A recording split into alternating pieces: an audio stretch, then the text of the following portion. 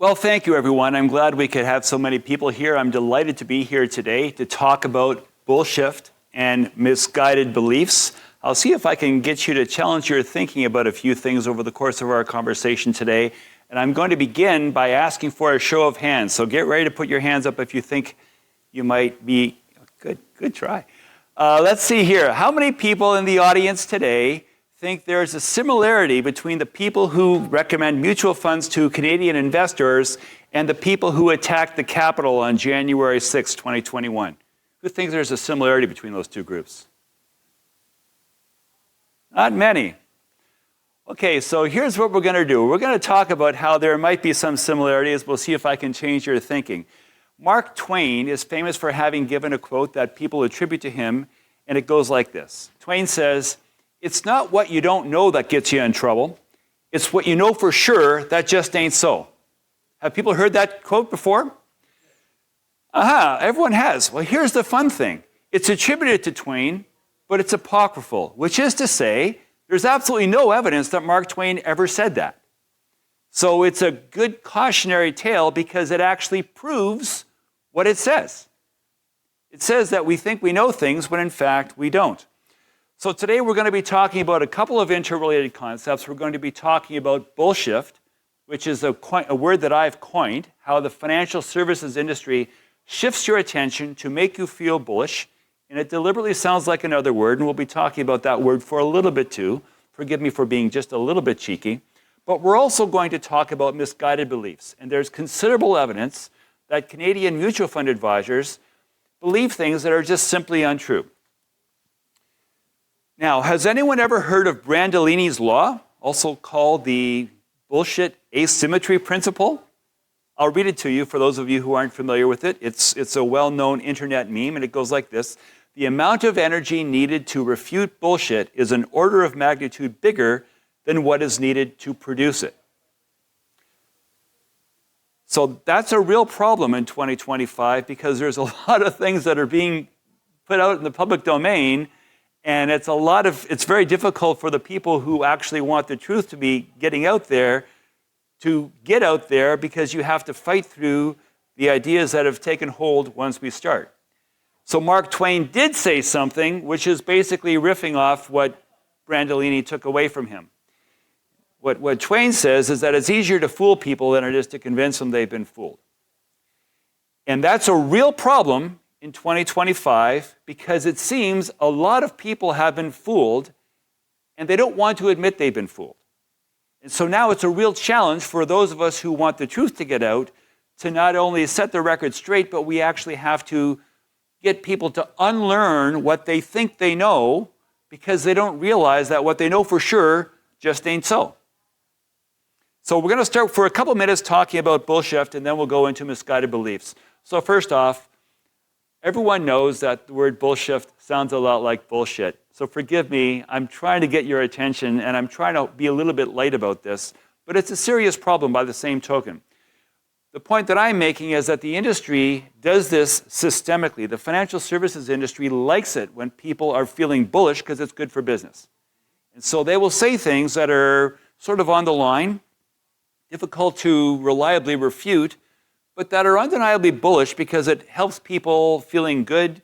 And when people feel good, they write checks and they invest money, and profits are good and margins are high. And it's just good for business to be bullish. But I'm worried that we might be going a bit too far. So this is an ad that has run a few times in the national newspaper and the Globe and Mail. And it actually tells people how they should be thinking.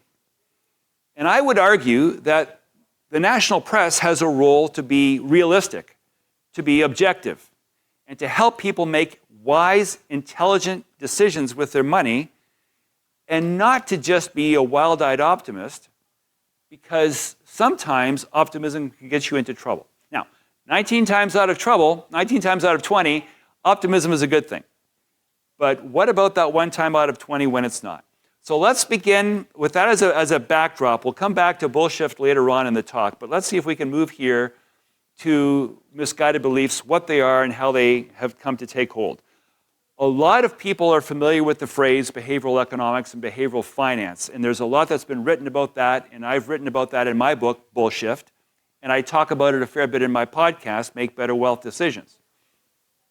But I believe there's a lot that can be explained with regard to the way financial advisors and the way investors think that is rooted in behavioral psychology and social psychology. And so there's work that's been done by people like Dietrich Bonhoeffer, Stanley Milgram, Solomon Asch, and Leon Festinger that show that people collectively act in a certain way that is not necessarily rational, but they're prone to groupthink, and they do things because they've been conditioned to think a certain way.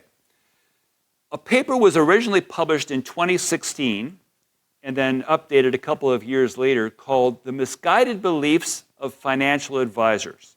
Now, this was a really groundbreaking paper, but I doubt that any of you have heard about it unless you read my previous book, Stand Up to the Financial Services Industry.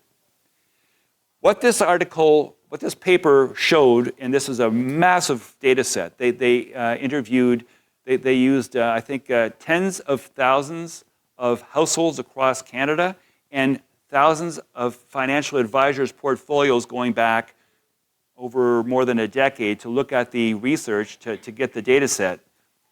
Massively statistically significant in terms of the size of the sample. And what they found was that financial advisors on the mutual fund side in Canada chased past performance, a problem, did not pay attention to product cost, a problem, and ran concentrated positions, a problem. So 3 things that financial advisors are doing consistently throughout the entire industry that are not necessarily right or supported by evidence.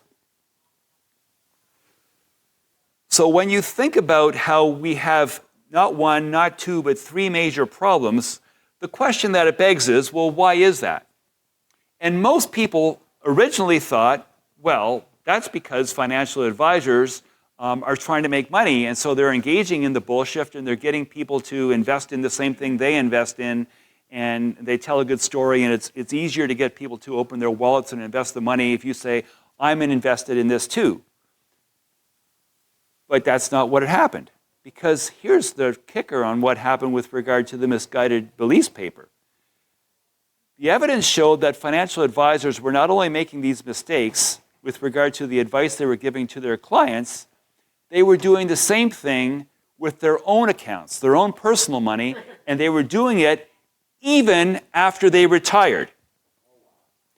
So, what we have now is smoking gun evidence that financial advisors are giving bad advice, and it's not being given because of misplaced agency. It's not because they're doing it because they have some ulterior motive. It seems as though they're doing it because they honestly believe it. So here's a thought exercise. Imagine a world where financial advisors just want to fit in. They just want to do what their peers are doing, and they go to the water cooler, and Joe is recommending fund ABC, so I'm going to recommend ABC. And Betty is a top producer, and Betty is recommending fund XYZ, so I'm going to recommend fund XYZ because that's what top producers do, and that's what I want to be. And before long, a pattern is established, it becomes a norm, and it becomes very difficult to dislodge.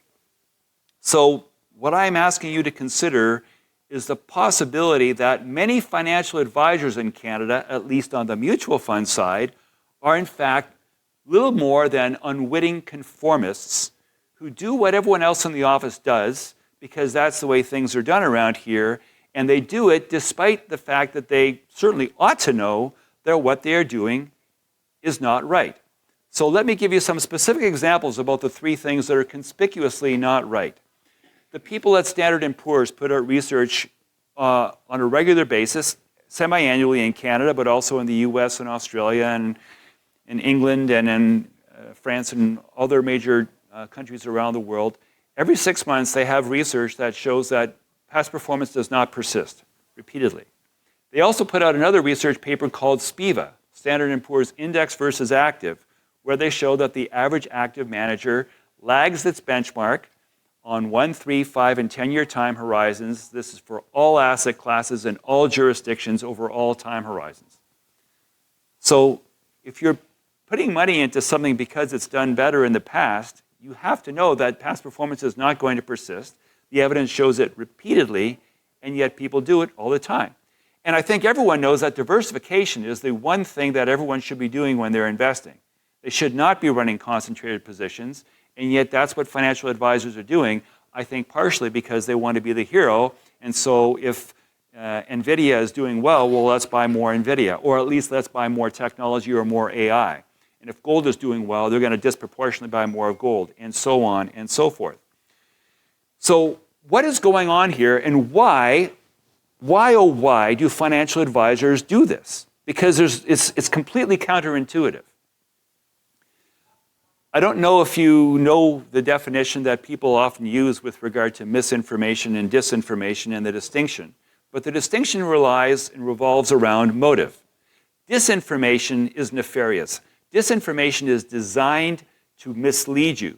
Misinformation is wrong, but there's no ill intent. It's just benign. It's just out of happenstance. You say something, it's not true, you think it's true, but you say it anyway because it seems reasonable to you and you don't have any kind of ulterior motive. You're just saying what you think is true and it's an honest mistake. So now the question that it begs is, are these financial advisors that are giving this bad advice to their clients guilty of misinformation or disinformation? And I will submit to you that it's a little bit of both. Since it has been shown now that they are unwitting accomplices because they do it even to their own accounts, they are spreading misinformation because they somehow, astonishingly, don't even realize that what they're doing is wrong. But if they're doing something, if they're giving bad advice that they themselves don't know is wrong, they had to get it from somewhere. So the question that it begs is, whatever information that was given to them must be disinformation. It must be malign in its intent. It must be given to them because somehow there's something more going on. So it seems to me that the culprit here is the financial services industry, the people who manufacture products, the people who work at firms where you distribute products, the regulators who do nothing to disabuse registrants of false beliefs. We have a problem now because people are making mistakes and they're compounding the problem systemically for investors across the country, and no one seems any wiser about it going on. And furthermore, no one seems to be too concerned about anyone doing anything about it. So let's go back to the original question that I asked before I started here. Let's look at some similarities here between Canadian mutual fund registrants and the people who attacked the Capitol on January 6, 2021. They both normalize misinformation. They both believe that what they're doing is in fact correct because they've been misinformed, but they nonetheless believe they're doing what is right. They were both groomed by their bosses to do their bidding. They both honestly believe that what they're doing is right. If you asked the people on January 6th what they were doing, they were saying they were stopping the steal. They didn't say they were trying to overturn a free and fair election. They would say that they were stopping a steal. So they've bought into a false narrative. They both dismiss counter-arguments when they're confronted, and they both use motivated reasoning and tribalism, which is to say staying in a group and doing what everyone else in my group does, rather than critical thinking and the application of evidence. So now let's ask that question again. By show of hands, who thinks there are similarities between the people who attacked the Capitol on January 6th and mutual fund registrants? And suddenly now the numbers get a lot higher. But that is a problem which ought to be chilling. It ought to be scaring the bejesus out of you. And in fact, I would submit that it's almost certain that none of you had even heard about it before today. And the evidence is 6 years old. The paper, the Misguided Beliefs paper, came out in 2016. If you were a regulator and you really wanted to protect the interests of the ordinary consumer and you saw this evidence, wouldn't you do something about it? Don't you think they ought to? So there's an organization, a trade organization called SEMA, which is the Securities and Investment Management Association. And it's their job to promote the mutual fund industry. Fair enough. There are two major people that I would encourage you to consider. In fact, if I could ask you, everyone here's got a phone, could I ask you to take out your phone and take a couple pictures for me, please? while I'm talking, take out your phone and take a picture of this slide. And I would point out that Andy Mitchell, who is the president over at SEMA, and Christine Harmink, who is the director of communications, they are the people who ought to be told, hey, look, we need you to do something about this, and insist on getting them to immediately disabuse their registrants of false beliefs. In fact, if you go to the SEMA website, you will see a quote from Andy Mitchell saying that we're doing all these wonderful things, and one of the wonderful things that they're looking at doing is advocating. So who are they advocating for? And I would argue they should be advocating for the small investors that are buying their products. But I'm not seeing that. So here's a second picture. I didn't see a lot of people taking pictures, but let's see if we can get you to take a second picture here. Here's a call to action. Most people put a call to action at the end of the presentation. I'm going to put mine in the middle. If you want to write to Christine and Andy, and you don't know what to say because you heard me talk, maybe you can write something like what I've written on this slide. It's the sort of thing that will give you a sense of what they need to hear so that they can understand that you understand that there's a problem in the industry that they are not addressing that needs to be addressed. See that guy there who says, yes, you're all wrong?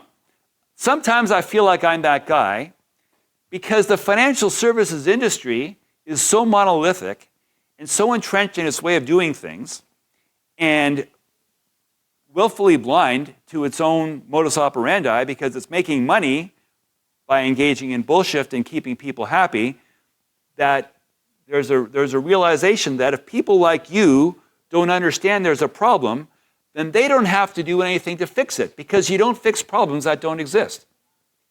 But the problem is real, it does exist, so we need to do things. Has anyone ever heard of Ignaz Semmelweis? No. Okay, I'm going to tell you a story about, this is also a bit of a chilling story. There was an Austrian doctor, he's actually from Hungary, but he was practicing medicine in Vienna, in the major research hospital in Vienna in the 1850s, named Ignaz Semmelweis. And he realized that the women that were giving birth in the hospital were dying at a 3 or 4 times greater rate than the women that were giving birth at home with the use of midwives. And he couldn't figure out why the women giving birth at the hospital were more likely to die at the hospital where they had all the best care than they had of dying if they were giving birth at home. Can anybody guess why that might be? Germs. So germ theory was developed about 10 or 15 years after Semmelweis performed his experiments. Semmelweis said, I think there's a problem, and I think the problem is if you try to do controlled variables, something to do with the hospital. So he ran controlled experiments. And he had this idea, if we could just get our doctors to soak their hands in some sort of a disinfectant solution before they perform deliver the children, maybe we'd have a different outcome. And here's the thing, that's exactly what happened. He ran the experiment, he had the blind control groups, he had a large enough sample size, and he proved that the actual likelihood of death at birth was identical after you wash your hands as it would be if you were giving birth at home without the doctors. Because what people didn't realize at the time is that this being a research hospital, these doctors were performing autopsies on people who had massive diseases and going straight from the autopsy to the childbirth with no washing in between. So here's Semmelweis, you'd think he'd be a hero, right? That's what you'd expect. Here's a scientist who has a problem, he's identified the problem, he's done his scientific testing, he's proposed a solution. Hooray for science, we're all making progress. How did the world react to Ignaz Semmelweis?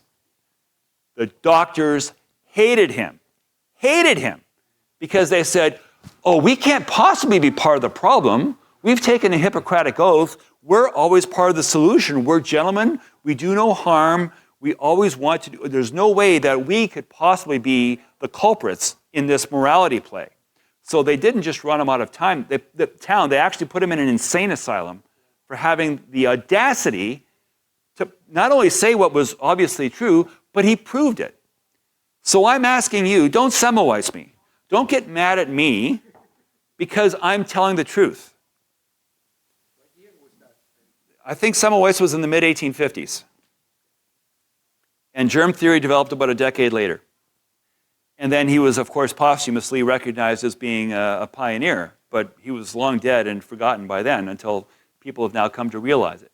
So you need to realize that there is truth out there, and you need to be prepared to have the courage to speak the truth, because nothing ever changes if you don't. So I've got a couple quotes here that will talk about truth and human nature that I think will help you to understand it. So this is not just John DeGuy saying this. Other very prominent people have said this as well. The first is Bertrand Russell. You can read the quote. I'll read it out for you very quickly. The first thing to realize if you wish to become a philosopher is that most people go through life with a whole world of beliefs that have no sort of rational justification, and that one man's world of beliefs is apt to be incompatible with another man's, so they cannot both be right. People's opinions are mainly designed to make them feel comfortable. Truth, for most people, is a secondary consideration. So I'm asking you to focus on truth as opposed to making yourself feel better with your peers, which is what a lot of mutual fund registrants do. Speaking more specifically about the mutual fund registrants, here's a quote from Carl Sagan. Carl Sagan says, "If we've been bamboozled long enough, we tend to reject any evidence of the bamboozle. We're no longer interested in finding out the truth. The bamboozle has captured us. It's simply too painful to acknowledge, even to ourselves, that we've been taken. Once you give a charlatan power over you, you almost never get it back."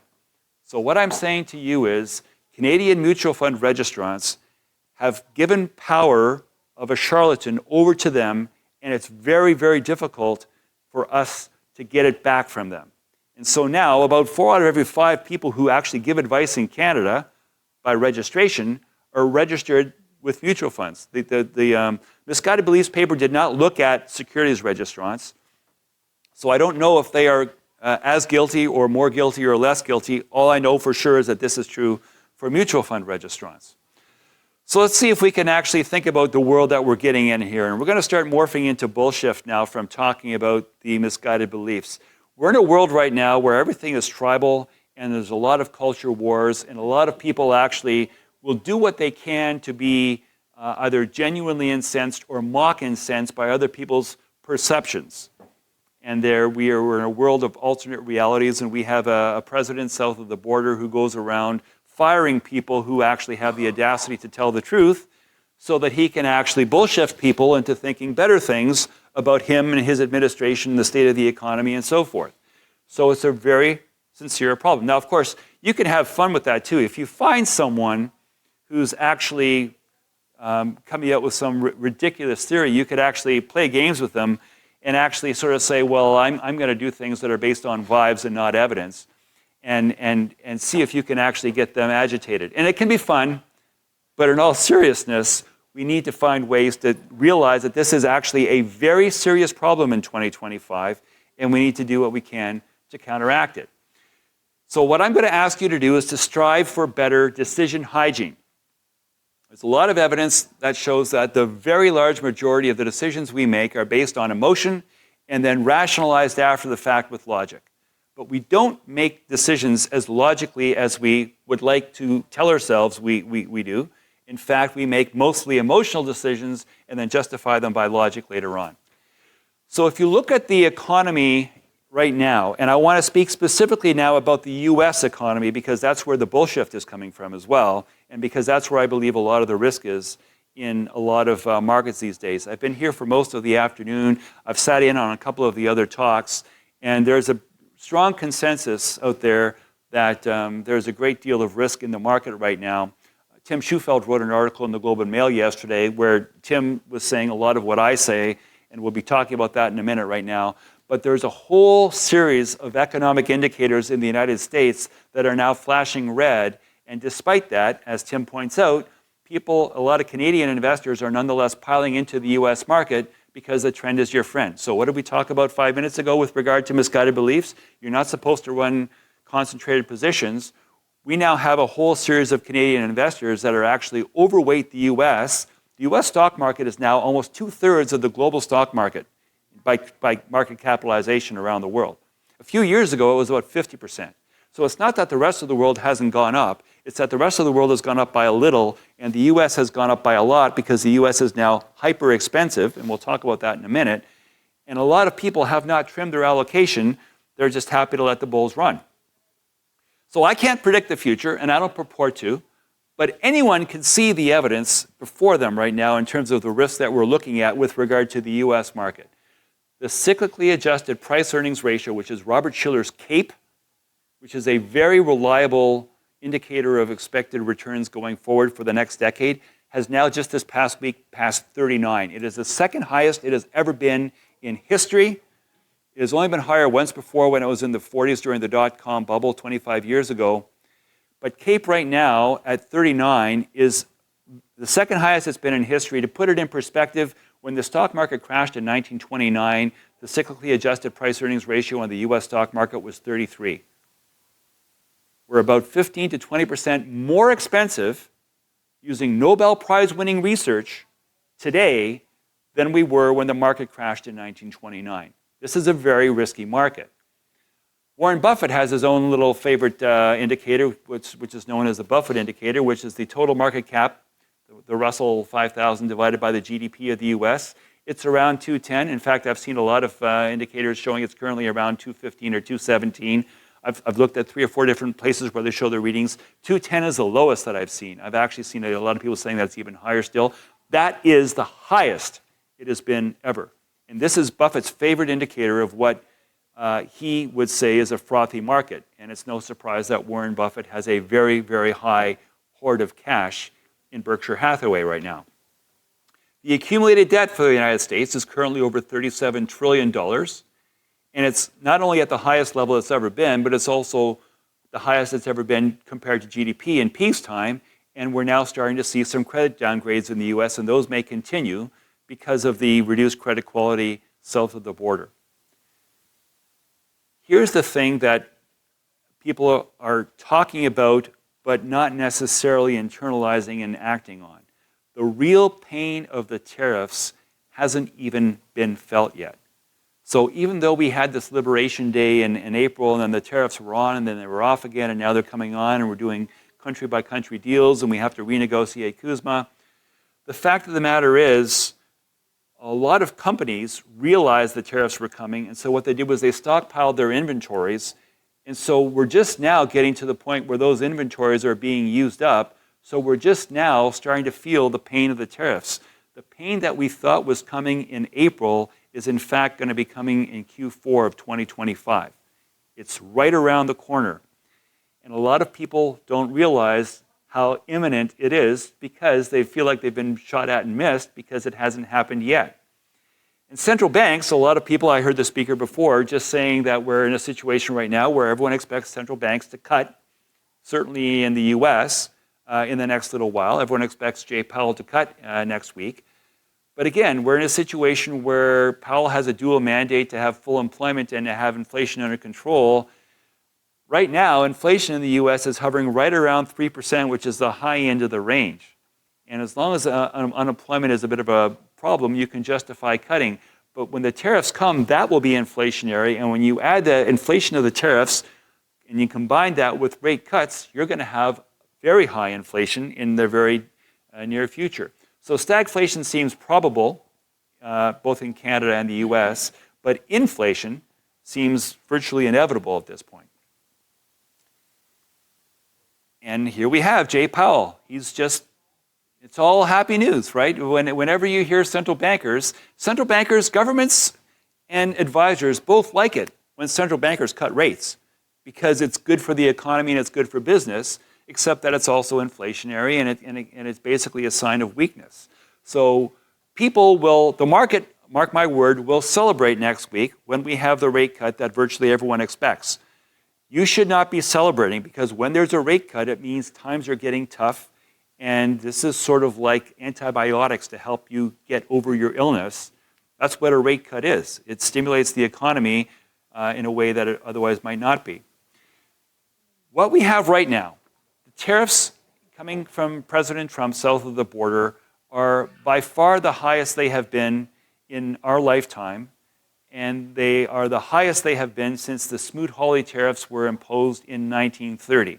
And again, for those of you who don't know history, the Smoot-Hawley tariffs didn't exactly cause the Great Depression, But what was happening when the market dropped in the autumn of 29 was that we had a garden variety recession and a bear market that we might have been able to get out of, but instead of trying to get out of it and liberalize trade and stimulate the economy, President Hoover decided that he would actually raise tariffs and become inward-looking.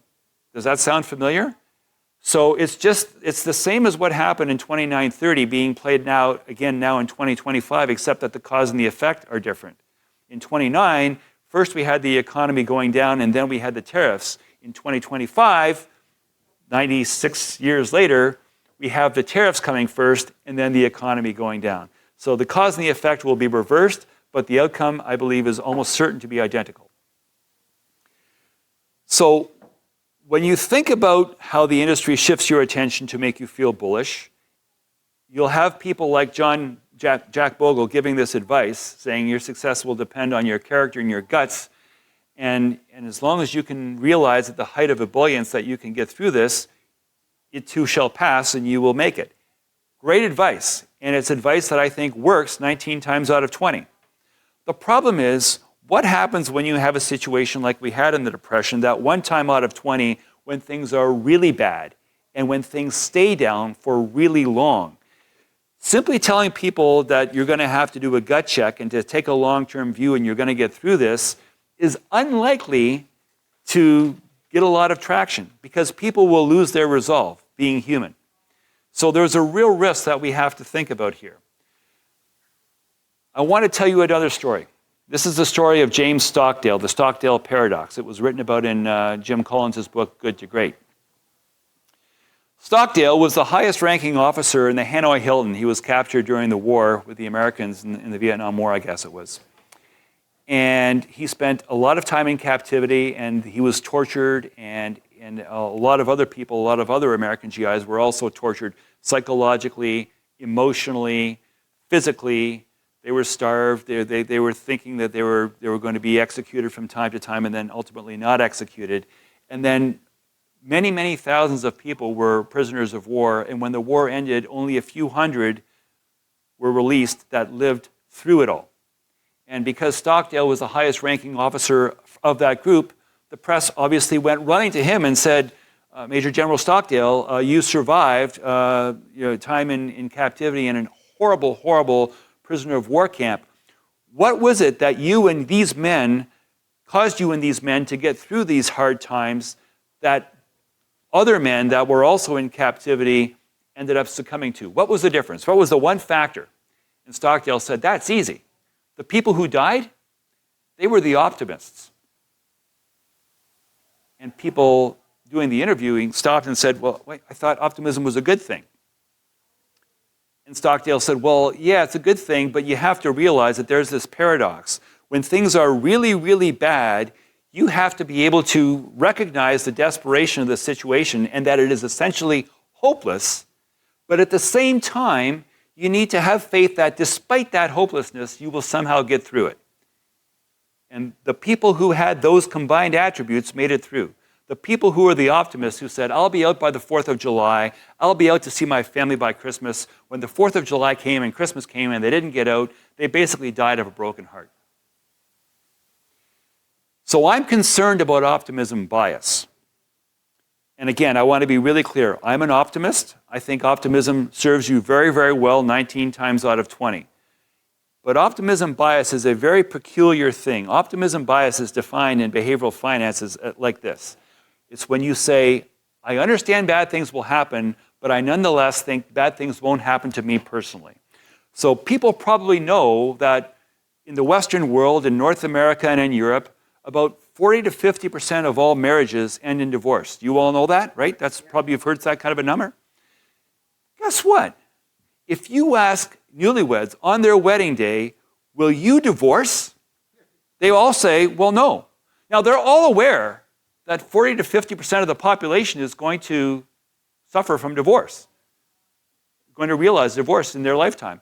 But they nonetheless think, that's the rest of the people. That's not me. That's not going to apply to me personally. And so what I'm saying to you is we're in a situation right now where if you're using that same sort of thinking with regard to the very, very frothy US stock market, you're running the same sort of risk.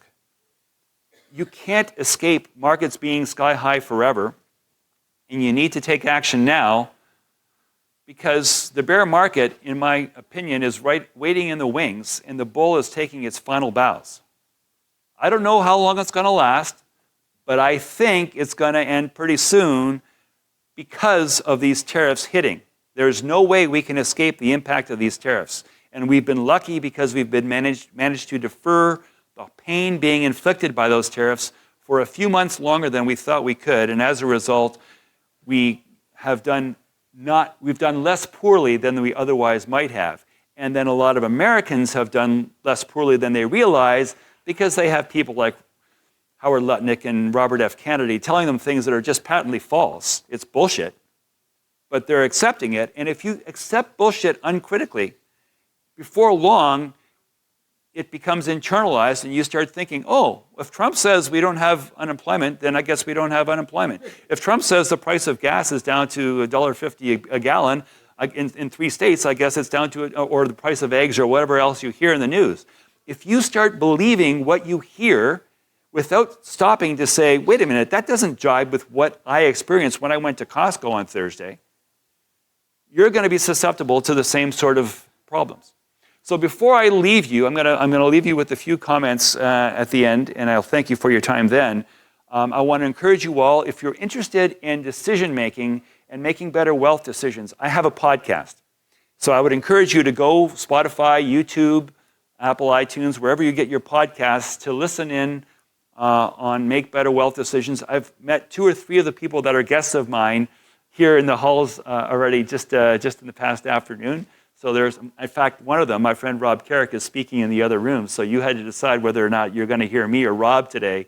And Rob was just on my podcast last week. So you'll get a chance to hear some of the bright minds. If you think that what you're doing here today, and if you're coming back tomorrow, is useful, and I want to commend you all for wanting to take more control of your financial life, this is a good way to do that. Listen to the Make Better Wealth Decisions podcast, and you can listen to some bright people, industry thought leaders, academics, sometimes journalists, different people, different perspectives on decision making and how to make better wealth decisions so that you can help yourself. A couple of slides to finish. The point that I cannot stress enough is that we need to unlearn disinformation, and we need to be able to proactively think for ourselves as a species. We need to focus on facts, and we can't let false narratives be supported by just repetition in Fox News and whatnot persuade us that things that are not true are in fact true. We have to look for trusted sources of information, no bullshift. This is almost certainly the most corrupt administration in U.S. history. So if we're talking about the U.S. stock market and the U.S. economy, it would be almost impossible for me or anyone to overstate how you're being gaslit by what you're being shown on the news and by what you're causing to think. And if you don't stop and reflect upon how you should be investing in light of the fact that you're being gaslit, you're likely to be taken by it. We already have an entire army of Canadian registrants that have been gaslit by the industry that is not even doing it in that kind of a nefarious way. So if you're an advisor, we're going to have to work at debunking the preconceived, misconceived notions, the misguided beliefs of financial advisors. But we can also do some work for the young kids that are coming into the industry, given what we learned about Brandolini's law and how it's a lot easier to just get it right the first time, and it's a lot harder when people actually have misguided beliefs that they're clinging to. We can do some work to pre-bunk, not debunk, pre-bunk misguided beliefs in order to help people think better and think more clearly. My final thoughts are these.